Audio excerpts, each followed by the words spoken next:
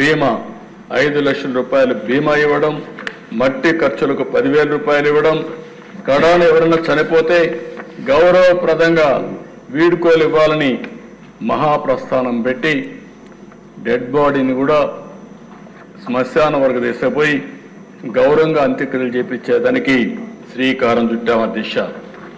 ఇప్పుడు అధ్యక్ష ఇక్కడికి వచ్చినప్పుడు మనం ఆలోచిస్తే ఈ ప్రభుత్వం వస్తానే మొదటి డెసిషన్ ఏదైతే పింఛన్లు 4,000కు పెంచాం, ఎన్టీ రామారావు గారు 30,000 రూపాయలతో ప్రారంభించిన పేదల పింఛను 4,000 రూపాయలు పెంచడం దేశంలోనే మొట్టమొదటిసారి ఒకరిద్దరు అధ్యక్ష 64 లక్షల మందికి ఇస్తున్నాం. 64 లక్షల మందికి పేదల భరోసా కింద మొదటి తారీఖును అందజేసి వాళ్ళని ఆదుకుంటున్నాం. ఇంకో పక్క ఎవరైతే దివ్యాంగులు ఉన్నారో వారికైతే 6,000 రూపాయలు దేశంలో ఎక్కడా విధంగా 6,000 రూపాయలు ఇస్తున్నాం. ఇంకో పక్కన అనారోగ్యంతో బాధపడే వాళ్ళకి 10,000, 15,000 ఇచ్చి వారందరినీ ఆదుకునే పరిస్థితి తీసుకొచ్చాం. ఈరోజు అధ్యక్ష కొండే వాళ్ళందరికీ కూడా ఒక ఐడియా ఉండాలి. ఈరోజు మీరు చూస్తే ఈరోజు మనం ఇచ్చేది 4,000 రూపాయలు, 6,000 రూపాయలు, 10,000 రూపాయలు, 15,000 రూపాయలు ఇస్తున్నాం. మన తర్వాత ఇచ్చేవాళ్ళు దేశంలో చాలా సంపన్న రాష్ట్రాలు ఉన్నాయి, ఆదాయం ఎక్కువ వచ్చే రాష్ట్రాలు ఉన్నాయి. ఈరోజు మహారాష్ట్ర ఉంది, లేకపోతే తమిళనాడు ఉంది, కర్ణాటక ఉంది.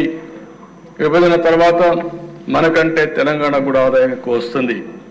మీరు చూస్తే అధ్యక్ష మనం 4,000 ఇస్తే హర్యానా 2,500, ఆ తర్వాత మూడోది మనం చూస్తే తెలంగాణ 2,016, కర్ణాటక 64,600, 65 సంవత్సరాలు పైబడితే 1,200.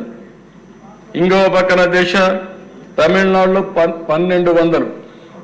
మనం ఇచ్చేది 4,000, 6,000, 10,000, 15,000 ఇస్తే వాళ్ళు ఇచ్చేది 1,200.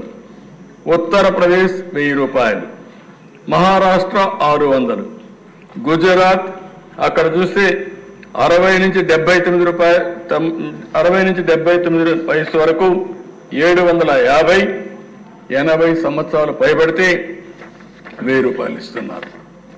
అంటే ఈరోజు మనం గుర్తుపెట్టుకోవాల్సింది దేశంలో ఏ రాష్ట్రంలో జరగనటువంటి అతిపెద్ద సంక్షేమ కార్యక్రమం పేదలకు ఇచ్చే పింఛన్లని చెప్పి కూడా నేను తెలియజేస్తున్నాను.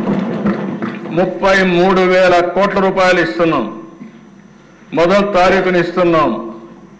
అవసరాన్ని బట్టి, వాళ్ళ ఆర్థిక పరిస్థితులను బట్టి, వాళ్ళకుండే సమస్యలను బట్టి మానవతా దృక్పథంతో ఈ యొక్క పెన్షన్లు ఇస్తున్నామని చెప్పి కూడా నేను మీకు తెలియజేసుకుంటున్నాను.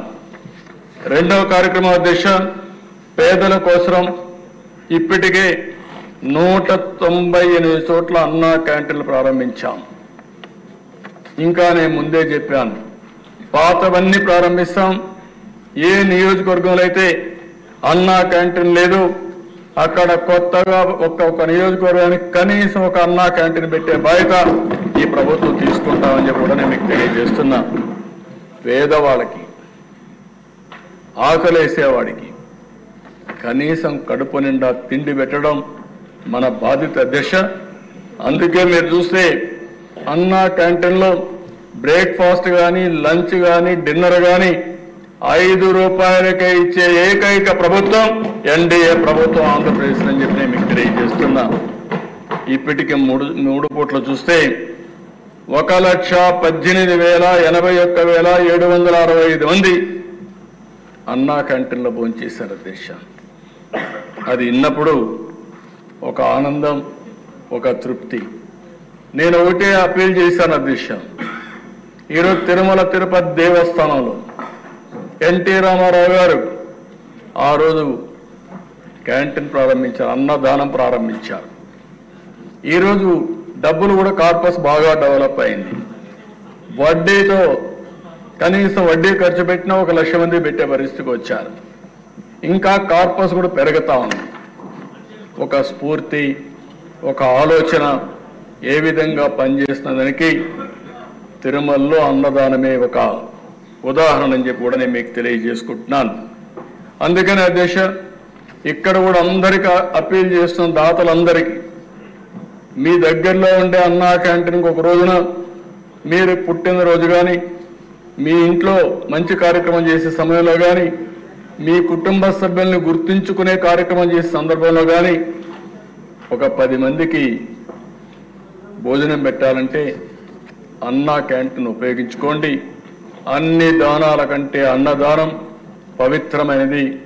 ఈ కార్యక్రమానికి నాంది పలికి డబ్బులు పెట్టడానికి ప్రభుత్వానికి కష్టం కాదు అధ్యక్ష. నేను సమాజంలో కూడా స్ఫూర్తిని ప్రమోట్ చేయాలనుకుంటున్నాను, స్ఫూర్తిదాయకంగా ముందుకు పోవాలనుకుంటున్నాను. మొన్న విజయవాడలో వరదలు వస్తే అధ్యక్ష, ఆ రోజు ఎన్డీఏ ప్రభుత్వం పనిచేసిన విధానానికి ప్రజలు మెచ్చి మేము కూడా ఈ మంచి కార్యక్రమంలో భాగస్వాములు కావాలని దగ్గర సీఎం రిలీఫ్కి 500 కోట్ల రూపాయలు ఇచ్చారంటే అది ఈ ప్రభుత్వం పైన విశ్వసనీయత. ₹1 ఇస్తే అది ప్రజలకు చేరుతుంది, న్యాయం జరుగుతుందనే విశ్వాసంతోనే ముందుకు వచ్చారు. అది చూసినప్పుడు మాలో కూడా ఇంకా పట్టుదల పెరుగుతా ఉంది, ఇంకా బాగా చేయాలని ఆలోచన వస్తా ఉందని చెప్పి కూడా నేను మీకు తెలియజేసుకుంటున్నాను. ఇది అయిన తర్వాత దిశ ఏదైతే ఎన్నికల మేనిఫెస్టోలో చెప్పామో ఆడబిడ్డలకు దీపం 2 ఈరోజు ఒక విధంగా ఆలోచిస్తే చరిత్ర దిశ సమైక్య ఆంధ్రప్రదేశ్ దీపం కార్యక్రమం నేనే పెట్టా. ఆ రోజు దేశంలో ఎవ్వరూ కూడా ఆలోచించినప్పుడు మా తల్లి కష్టాలు నేను ఒకసారి ఆలోచించుకుని ఎవరైతే ఆడబిడ్డలు ఉన్నారో ఏ ఆడబిడ్డకు అలాంటి కష్టం రాకూడదనే ఉద్దేశంతో ఆ రోజు దీపం ప్రవేశపెట్టాం. ఈ దీపం యొక్క ముఖ్యమైన ఉద్దేశం చూస్తే అధ్యక్ష, ఎక్కడెక్కడో కట్టెలు తెస్తారు. ఓసారి వర్షాకాలంలో బయట ఉంటే కట్టెలన్నీ ఎండిపోతే బాగా తడిచిపోతే ఆ కట్టెలు తీసుకొచ్చి పొయ్యిలో పెడితే ఎంత పొగంటే ప్రతి ఒక్క ఇంట్లో ఒకే బెడ్రూమ్ ఇల్లు ఉంటుంది, రూమ్ ఒకటే ఉంటుంది, అక్కడే కిచెన్, అక్కడే డైనింగ్, అక్కడే పడుకుంటారు. ఇల్లంతా కూడా పొగొస్తే ఆడబిడ్డలు పడే కష్టం అవన్నీ చూసిన తర్వాత నాకు అనిపించింది. అప్పట్లోనే రామ్ నాయక్ అని ఒక